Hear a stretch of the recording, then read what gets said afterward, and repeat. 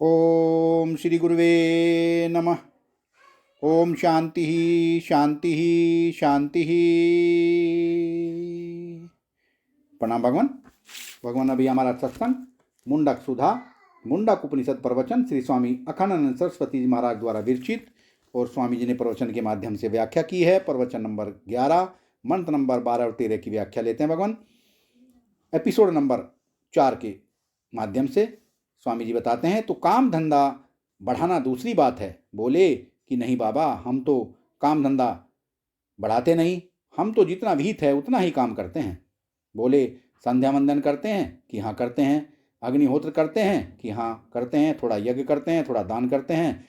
तो बोले उपरति का अर्थ यह है, निषिद्ध काम तो तुमने धर्म अनुष्ठान के समय छोड़ दिया था, अब जिज्ञासा में उसकी भी जरूरत क्या है।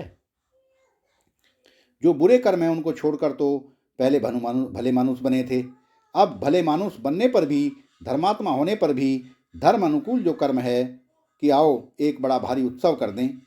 उड़िया बाबा जी बहुत हंसी उड़ाते थे। बोले भाई, सिद्ध हो तो चाहे जो करे कोई बात नहीं, उसको नहीं बोलते हैं, लेकिन कोई जिज्ञासु होवे, मुमुक्षु होवे, अब अगर वह हजारों आदमियों को भोजन कराने का भार अपने ऊपर ले ले, कर्म में विस्तार कर दिया, धर्म के विरुद्ध न होने पर भी, अधर्म न होने पर भी उसको ब्रह्म चिंतन में जितना उपयोगी है उतना ही कर्म करना चाहिए।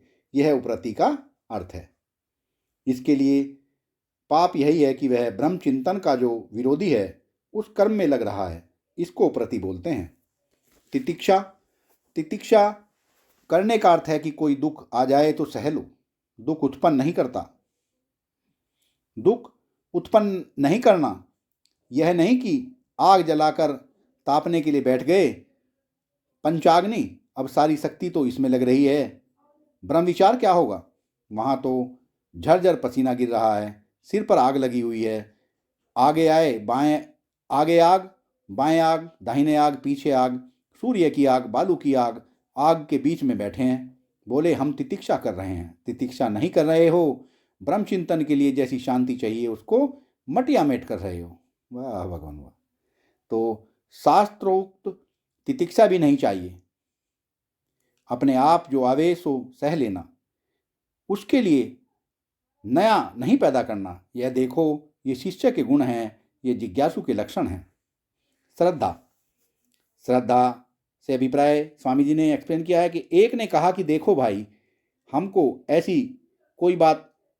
कोई ऐसी बात मत बताना जिस पर श्रद्धा करनी पड़ती हो। श्रद्धा माने क्या होता है जी? उसी से पूछो कि श्रद्धा क्या होता है। तुमने श्रद्धा शब्द का अर्थ कहाँ पढ़ा है? जरूर उसके दिमाग से नहीं निकला होगा। श्रद्धा शब्द का अर्थ कहीं सुना होगा, कहीं पढ़ा होगा, तब श्रद्धा शब्द का अर्थ उसके दिमाग में बैठा होगा।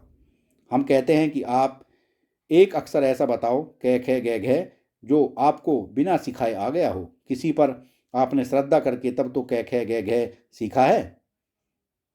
चैतन्य महाप्रभु ने किसी से किसी ने कहा यह कै और यह खे है, लिखो। बोले हम नहीं लिखेंगे। बड़े चंचल थे। क्यों? कि पहले हमको समझाओ कि कै पहले क्यों और खे बाद में क्यों, और कै की शक्ल ऐसी क्यों और खे की शक्ल ऐसी क्यों। महाराज, यह जो लोग अपने को विचारवान होने का दंभ करते हैं, श्रद्धा तो उनके रोम रोम में धसी हुई है। अच्छा, कै हमको मुंह से बोलते हैं, है ना, उसकी क्या शक्ल है बताओ? उर्दू में लिखते हैं काफ, अंग्रेजी के नाम कै है, तमिल, तेलुगु, रशियन, चीनी, हिंदी, बंगला, उड़िया, किस लिपि में लिखी हुई है? शक्ल कै की शक्ल है। नारायण, श्रद्धा करके मानते हैं कि यह शक्ल कै की है। अच्छा, इसका नाम नाक है और इसका नाम कान, इसका नाम आँख, इसका नाम जीभ, इसका नाम हाथ। आपने किस विचार से ये नाम कबूल किए हैं? अरे, माँ बाप ने आपको बता दिया, घर में सब लोग इसी नाम में व्यवहार करते हैं, उनकी बात मान करके आपने परंपरा स्वीकार कर ली। तो जिस वस्तु को समझाने के लिए जिस वस्तु का संकेत किया जाता है, अगर उसी संकेत से उसको नहीं मानोगे तो बात कैसे समझ में आवेगी? एक भाषा होती है, एक महात्मा होता है, एक शास्त्र होता है, एक उसके द्वारा प्रतिपादित अर्थ होता है। अच्छा, प्रत्येक चीज़ को यदि कोई आँख से देखकर मानना स्वीकार करे कि हम देखेंगे तब मानेंगे, तो आप अपनी माँ को मान सकोगे? किसके पेट में तुम रहे हो? है कोई प्रमाण? मैंने सुना है कि कई अस्पतालों में नर्सों को पैसा देकर लोगों ने बच्चे बदलवा दिए। अब बच्चों का पता ही नहीं कि हम किस माँ के बेटे हैं। अच्छा, मान लो माँ के बारे में आप बिल्कुल पक्के हैं, तो बाप के बारे में कैसे पक्के हैं? माँ की बात श्रद्धा पर न करो, माँ की बात पर श्रद्धा न करो। अगर माँ पर आपकी श्रद्धा न होवे तो किसी प्रमाण से सिद्ध हो सकता है कि हमारा बाप कौन है?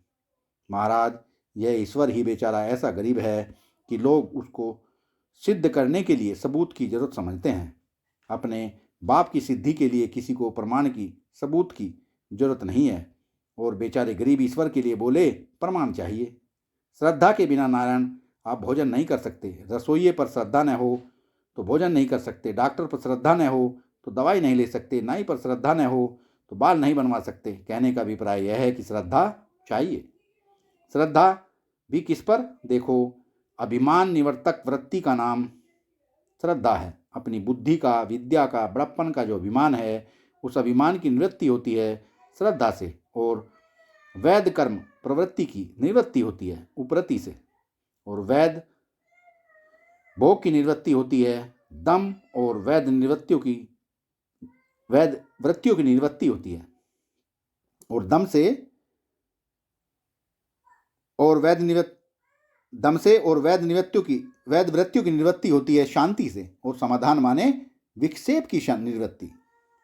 बोले भाई, ये छहों चीज आ जाएं, एक तो लोक परीक्षा कर्मचित्त, लोक परीक्षा माने विवेक, दूसरा वैराग्य, तीसरा कर्म से परमात्मा की प्राप्ति, ज्ञान से यह निश्चय, चौथा गुरु की शरण में जाना, और ध्यान से गुरु की स्थिति का पता लगाना, और समदम आदि साधन से संपन्न होना। अब बोले, प्रशांत चित्ताय समान वित्ताय, चित्त में प्रशांति चाहिए, सम चाहिए, और समान वित्ताय दम चाहिए।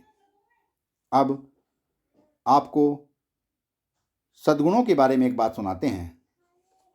सद्गुण का स्वभाव यह है कि वह सत्ता के साथ मिला रहता है। यह बात आप साधारण विचार से समझ जाएं। जैसे गंध गुण है तो द्रव्याश्रित होता है, माने धरती की कोई चीज होनी चाहिए जिसमें वह रहे। गंध बिना वस्तु के नहीं रह सकता। गंध गुण है, और पृथ्वी द्रव्य उसका आश्रय है, यह रस गुण है, और जल द्रव्य उसका आश्रय है। रूप गुण है, और तेज द्रव्य उसका आश्रय है।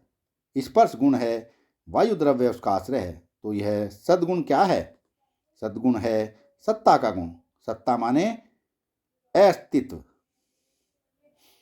आत्मा, सद् रूप जो परमेश्वर है उसका गुण। तो आपको बतावें, सद्गुण एक होता है और दुर्गुण बहुत से होते हैं। सद्गुण एक ही है, दूसरा है नहीं, इसी से यह आसान है। सद्गुण ब्रह्मशस्त्र है। जैसे एक सद्गुण ब्रह्मशस्त्र है, और जैसे एक ब्रह्मशास्त्र से लाख लाख दैत्यों को मार सकते हैं, वैसे एक सद्गुण से लाख दुर्गुणों को मार सकते हैं। अच्छा, आपको उदाहरण देकर समझाते हैं। समझो, काम शत्रु है और ब्रह्मचर्य आपका मित्र है, सद्गुण है। तो काम में और ब्रह्मचर्य में क्या फर्क है? और ऐसा समझो कि लोभ आपका शत्रु है और संतोष मित्र है। तो शत्रु मित्र में क्या फर्क है? अच्छा, क्रोध आपका शत्रु है और अहिंसा मित्र है। तो दोनों में क्या फर्क है? इस फर्क को आप देखो। असल में जब मन में स्त्री होवे या पुरुष होवे तब काम, और मन में दुश्मन होवे तब क्रोध। मन में धन होवे तब लोभ, और मन में शांति होवे तब। देखो, स्त्री पुरुष का मन में यह न होना, यह निष्कामता है, माने तब क्या है कि ब्रह्मचर्य है। और मन में धन का न होना, यह तो निर्लोभता है, संतोष है। यह क्या है कि शांति है। और मन में शत्रु का न होना, माने क्रोध न होना, तब मन में क्या होना कि शांति होना। सत्संग को विराम देते हैं भगवान, आगे का सत्संग कर लेंगे। प्रणाम भगवान।